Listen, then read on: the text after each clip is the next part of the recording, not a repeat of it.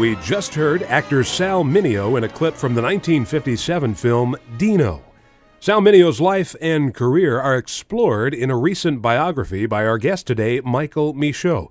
Michael, for all of the fame that Sal Mineo enjoyed during the 50s in movies like The Gene Krupa Story and Rebel Without a Cause, Dino, Exodus, he's been reduced to a footnote in either James Dean biographies or in books about Hollywood murders and conspiracies. Your book is, I believe, the first major biography of Sal Mineo. Were you always a fan?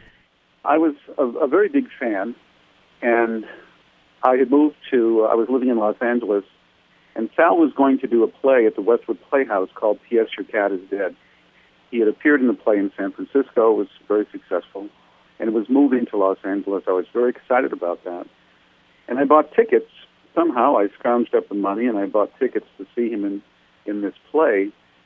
And unbelievably, a couple of days before I was to see him, he was murdered. And it really haunted me. And for years, I thought about him, and I enjoyed his work so much. But I was amazed there was no real biography written about this man. A two-time Academy Award nominee, an Emmy Award nominee, a Golden Globe winner, a Gold Record winner. And there was nothing. So I started doing some research, and it lasted 10 years. If I had known it would take that long, I don't know if I would have attempted it. But I started working on it, and it was fascinating. The more that I found out about him, the more he interested me, the more I liked him, the more I found him to be a challenging person, a conflicted person, but extremely talented. And that's how it started. Well, as you say, he was a film star, he did television, he worked on the stage, and also he was a teen idol and a recording star. I mean, as far as his career was concerned, he left no stone unturned. No, he had a wonderful career, and he started on the stage and moved into live television and then motion pictures. He started recording in 1957. At that time, many young film actors and actresses got recording contracts. It was another way to make some money and cash in on their popularity. That's what happened in his case. It wasn't something he really liked. His mother encouraged it, and the money was good, but it wasn't something that he really enjoyed. In fact, later in life, he felt that it really was a distraction from his acting ambitions, and he thought it hurt him. But it was successful for about a year and a half. He had a song called Start Movin' that was very popular and won a gold record. And he ended up even touring Australia with the Everly Brothers and Tab Hunter in 1959 on a rock and roll tour. He did a lot of television programs, variety shows, Ed Sullivan and The Big Record, and different variety shows singing. And he never really thought he had a good singing voice. But it didn't seem to matter to the fans. We're talking to author and researcher Michael Michaud about his fascinating book, Sal Mineo, a biography. In the book, you talk about Sal Mineo's career problems. He had a big burst of success, especially in movies, right at the very beginning, and then he found himself in less prestigious pictures during the 60s. Well, most film careers have ups and downs. It's very unusual that an actor or an actress is able to maintain a certain level during the course of their career. In Sal's case, it really had everything to do with being in the right place at the right time. He was a teenage boy. He was professionally trained to act on the stage, and came to Hollywood to loop a motion picture called Six Bridges to Cross that he had made in 1954 in Boston. And he sort of got stuck here. He went and read for a part in a movie called The Private War of Major Benton, which was a Charlton Heston movie. He got the part. So he stayed here to film that.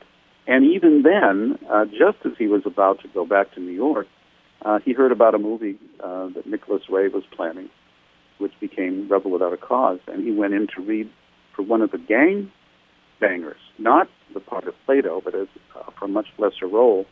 And Nick Ray saw something in him and chose him for the part of Plato, which really was a very important career and earned him an Academy Award nomination. It was life-changing for him. But, in terms of his career, I think that what happened, he outgrew the parts that he was most suited to play. Right. That's something that often happens to very young actors and actresses. And there were three major roles in his motion picture and television career. Plato in Rebel Without a Cause, for which he was nominated for supporting actor. Dino, which was a television drama. He was nominated for an Emmy. And then Dove Landau in Exodus, he was nominated for another Academy Award, and he won a Golden Globe. And the three roles were very similar. They were angry, conflicted young men who were struggling with their life circumstance. And he was perfect for those parts. But as he grew older, things changed. The kind of roles that he was offered changed. He was an ethnic-looking young man, and Hollywood didn't really know what to do with him. He did not sign a long-term contract with any studio. So he was an independent agent all the time, picking and choosing. And as he grew up, became a young man, 20 or 21 years old, there were less and less roles. But by the time he was 22, he had been nominated for 2 Oscars, 1 Emmy, won a Golden Globe, won a Gold Record, had appeared in the Tony Award-winning Best Musical of the Year on Broadway, and had appeared in the Tony Award-winning Best Drama on Broadway. Wow. All by the age of 22. Some would say there's nowhere to go but down. Yeah.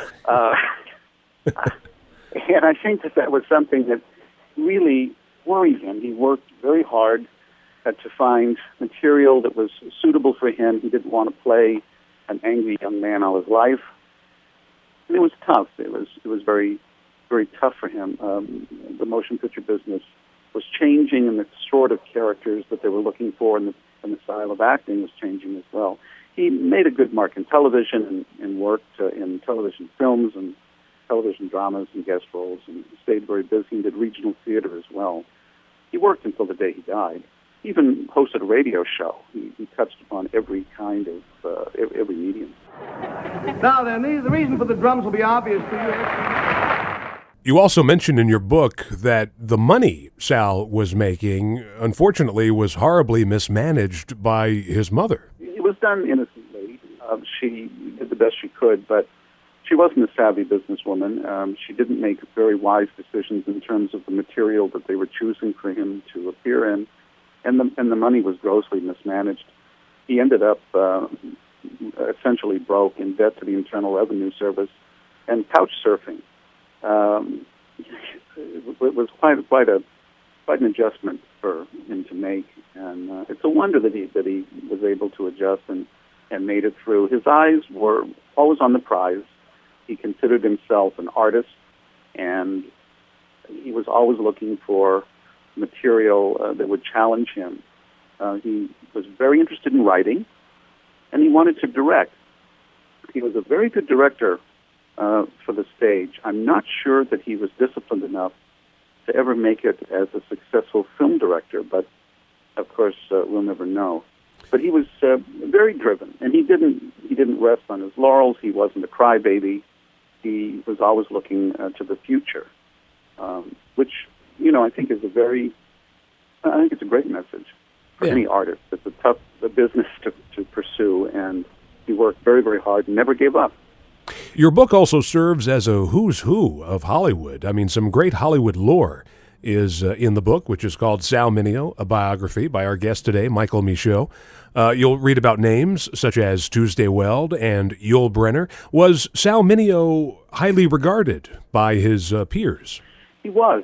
He had a very good work reputation. He was reliable, dependable. He knew the lines. He knew his marks.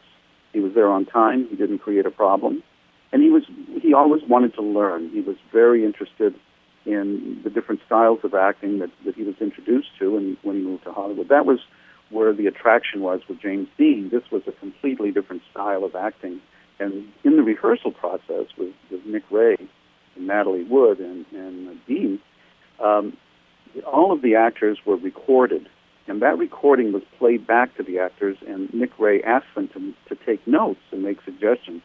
Sal had never worked like that before. When you're working on Broadway, there's no collaboration like that between actors and writers. You say the lines and you never change a word.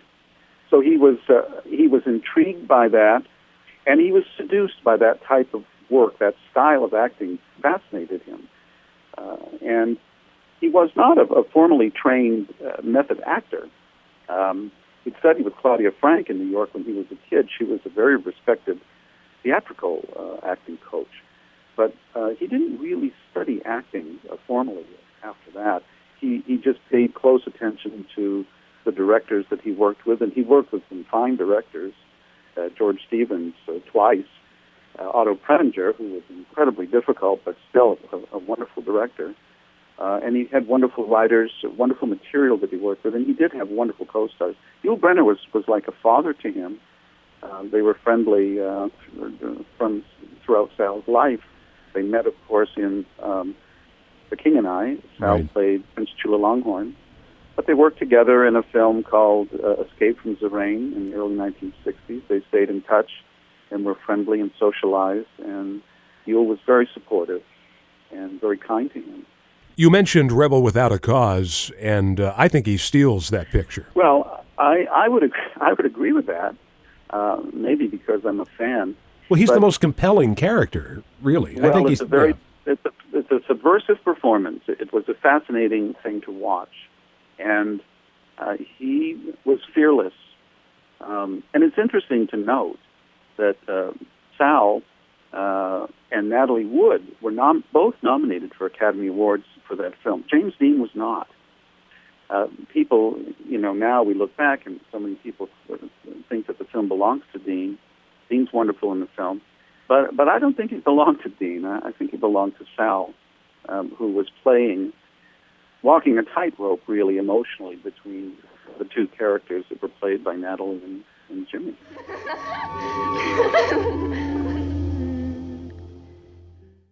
I mentioned at the top of this interview that Sal Mineo's murder always factors into these books about Hollywood mysteries and scandals. With your research, what was your take on it? Well, I spent a lot of time working on that, and one of the things that I really wanted to cover once and for all, I had hoped, was the circumstance of his death. At the time, there was a lot of confusion about it. The police, who later admitted that they bungled the case, in fact did bungle the case in the investigation. They took it in an entirely different direction. And Sal's private life, his friends knew and understood his private life. In the public, they had a different idea of who he was. He was gay, and he had a lover, a longtime lover, and they lived in West Hollywood in a very small apartment, and they also had an apartment in New York. But Sal liked to go out and party, and he had some leather clothes in his closet and some miscellaneous things that any adult person might have. And when he was murdered and the police entered the apartment, they made foolish assumptions that this was some sort of a sex killing or some trick or some date he had brought home killed him. And it took the investigation in a completely different direction. And it also tainted the public's perception of what happened to him. It was really shameful because it was like a double death. He was 37 years old, and he was about to appear in a play in Los Angeles that he was so hopeful about. And he even had his first contract to direct a motion picture at MGM. He was really happy and content, and it was just made his death doubly tragic. And then to drag this man through the muck was shocking, and it did delay solving this case for almost 2 years. And it's a shame, and people still think that there's some sort of a conspiracy. I spent so much time going through police records and transcripts of the trial and the people who were interviewed on the scene, and I believe that the fellow that that eventually was convicted of his murder was in fact the killer. I don't think that there's anybody else involved. I don't think there was a conspiracy. I just think it was so badly handled. And the press ran with it. That happens today. The press Sure. seems to be anxious for bad news.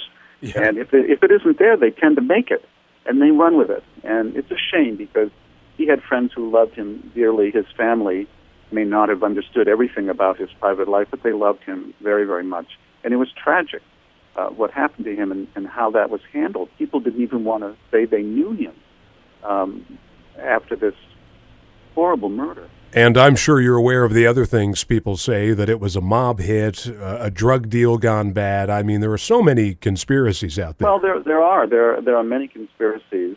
Sal was a pot smoker, and he grew it. He Right. had much of a drug debt. He was not a drinker. He didn't have a taste for alcohol. So a drug deal gone wrong doesn't really make sense. And the mafia, I don't know what, I've heard that as well. I don't know what possibly could have been the reason for that. A lot of people find it hard to believe that something so tragic could be random. It's hard for them to believe that a celebrity can be the victim of such a stupid crime. Right. So they try to think of, other reasons for this. There are conspiracy theories about Princess Diana because people just can't seem to believe that she was killed in an automobile accident. Right. But these things do happen. Well, I think that your book goes some way towards rectifying that situation. Where can people go to get it? Well, Amazon, the Sal Mineo book is still in print. It's available in Kindle, and they can be ordered from anybody's local bookstore as well. But Amazon, I guess, is the biggest bookseller these days. I'm working on 2 new projects, but they're a couple of years away. We've been talking to Michael Michaud, author of the book Sal Mineo, a biography. It's a fascinating book. It comes highly recommended. And thank you so much for being on the program. Thank you very much.